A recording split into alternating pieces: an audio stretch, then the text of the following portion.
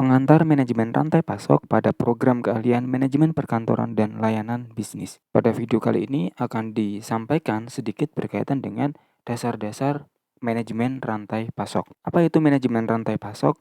Manajemen rantai pasok adalah proses perencanaan, pelaksanaan, dan pengendalian alur barang, informasi, dan dana dari pemasok hingga ke konsumen akhir. Sebuah serangkaian kegiatan yang di dalamnya terdapat perencanaan hingga pengendalian berkaitan dengan informasi barang, alur barang mulai dari awal barang itu akan dikirim sampai dengan tujuan akhir dari barang tersebut, atau sederhananya barang yang dikirim dari pemasok hingga konsumen itu bisa berjalan dengan baik karena adanya manajemen rantai pasok. Manajemen rantai pasok ini tentu merupakan langkah-langkah yang strategis untuk memastikan berkaitan dengan efisiensi, kualitas, dan kepuasan pelanggan yang optimal. Mengapa harus efisiensi? Efisiensi itu merupakan keberhasilan yang dinilai dari segi besarnya sumber daya yang digunakan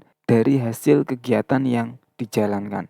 Sementara efektivitas merupakan ukuran sejauh mana suatu kegiatan itu mencapai tujuannya. Artinya, manajemen rantai pasok ini merupakan serangkaian proses, serangkaian kegiatan yang menjamin langkah-langkah itu atau menjamin proses pengiriman barang itu berjalan dengan baik. Kemudian, untuk apa sebenarnya manajemen rantai pasok itu?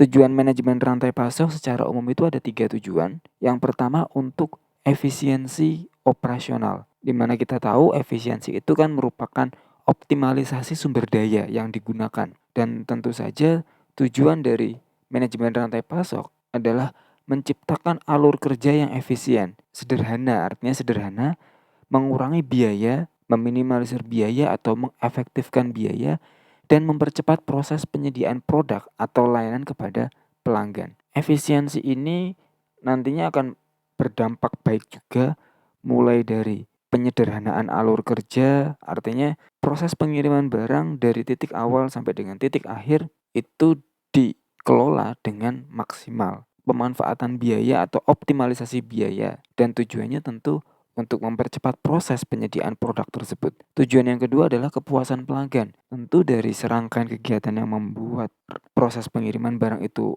efektif dan efisien, maka pelanggan itu akan merasa puas. Harapan pelanggan yang baik akan menciptakan loyalitas pelanggan yang semakin baik juga. Tentu ketika pelanggan merasa kecewa atau pelanggan merasa tidak puas, akan berdampak juga pada penurunan loyalitas pelanggan. Dan tujuan manajemen rantai pasok yang ketiga adalah transparansi rantai pasok. Ketika sudah ada proses rangkaian kegiatan di mana barang itu dikirim dari awal sampai dengan akhir, maka terdapat transparansi informasi yang jelas mengenai produk itu berasal dari mana, bahan bakunya itu apa, sampai dengan proses produksi serta proses pengiriman, keberlanjutan dan keamanan produk. Dari ketiga hal ini menjadi tujuan mengapa manajemen rantai pasok ini menjadi sesuatu hal yang penting. Apa saja komponen manajemen rantai pasok? Komponen manajemen rantai pasok itu ada 3, mulai dari perencanaan produk, pengelolaan persediaan, sampai dengan logistik dan distribusi. Perencanaan produk adalah bagaimana kita menentukan jumlah produksi yang diperlukan berdasarkan permintaan pasar dan ketersediaan bahan baku. Jelas ini ada perhitungannya. Ketika kita melakukan produksi barang tanpa melihat permintaan pasar dan melihat ketersediaan bahan baku, maka produsen itu juga akan mengalami kerugian. Barang dibuat banyak tapi permintaannya sedikit, itu akan banyak barang yang tidak laku. Sementara ketika barang dicoba untuk memproduksi banyak sementara bahan bakunya tidak ada, itu juga akan menyulitkan. Maka perencanaan produk ini menjadi hal yang penting dan menjadi salah satu komponen dari manajemen logistik, di mana kita menentukan jumlah produksi yang tepat. Komponen yang kedua adalah pengelolaan persediaan. Produksi sudah dilakukan, maka langkah berikutnya adalah pengelolaan stok barang yang tepat untuk memenuhi permintaan pelanggan tanpa kelebihan atau kekurangan persediaan. Tentu dari hal ini perlu adanya perencanaan yang baik tentu saja. Dan ketika perencanaan sudah baik, maka stok barangnya juga harus dikelola. Dan komponen yang ketiga adalah logistik dan distribusi, di mana kita mengatur alur barang dari titik asal hingga sampai ke tangan konsumen dengan efisien. Jadi manajemen rantai pasok ini menjadi hal yang penting karena kita tidak hanya sekedar membicarakan transportasi yang digunakan dari titik awal ke titik akhir, kita tidak hanya berbicara tentang kurir yang mengirim barang, tapi juga lebih dari itu kita berbicara tentang proses. Proses bagaimana produk itu dibuat titik awal sampai dengan barang itu berada di tangan konsumen dengan segala faktor, dengan segala kondisi yang ada. Proses manajemen rantai pasok itu ada 3, mulai dari perencanaan, implementasi, dan pengendalian. Perencanaan itu bermakna menetapkan tujuan, strategi, dan jadwal untuk aktivitas rantai pasok. Karena manajemen rantai pasok adalah serangkaian kegiatan, maka tentu perlu adanya perencanaan yang baik. Setelah perencanaan ada implementasi. Laksanakan rencana dengan mengelola bahan baku,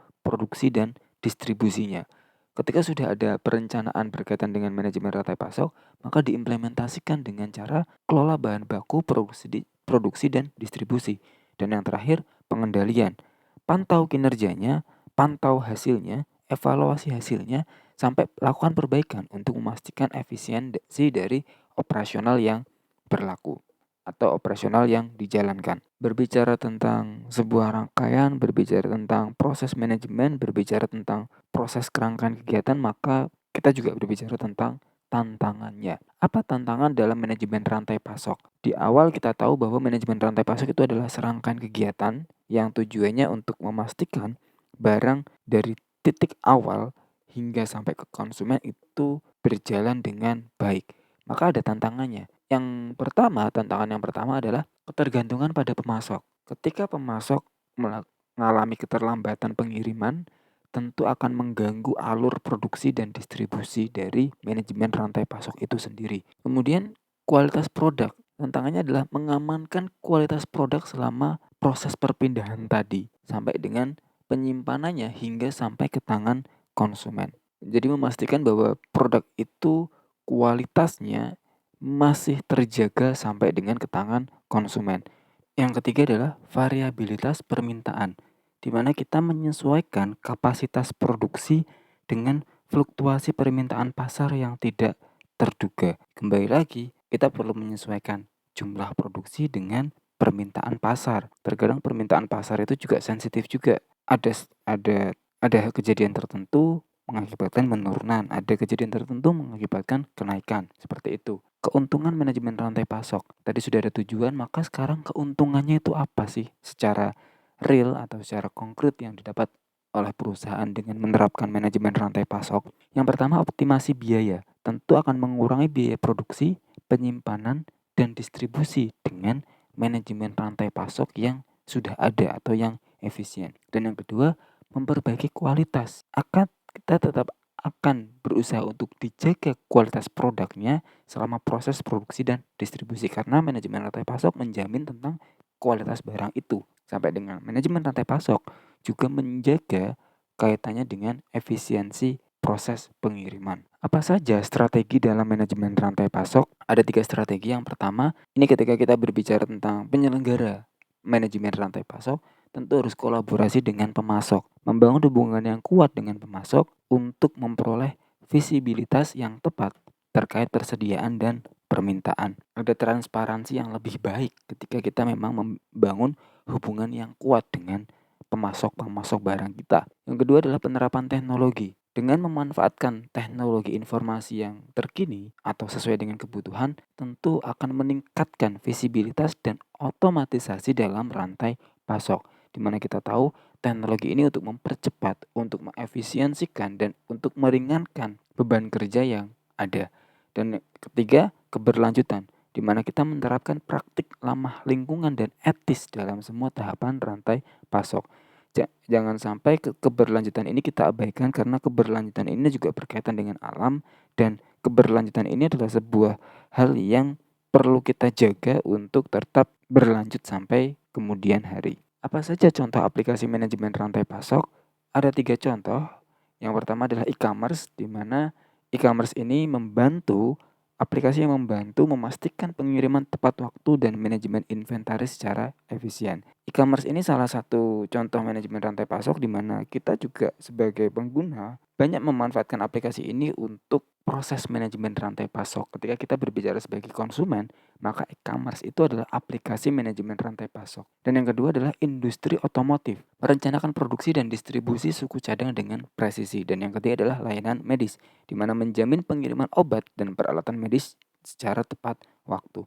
Ini adalah contoh-contoh dari aplikasi manajemen rantai pasok yang membuat kita, ketika kita sebagai konsumen, maka aplikasi-aplikasi ini akan menjamin barang itu sesuai kepada kita, mulai dari pengirimannya, kualitas barangnya, sampai dengan kecepatannya dalam pengiriman. Sekian, terima kasih, semoga bermanfaat. Terima kasih.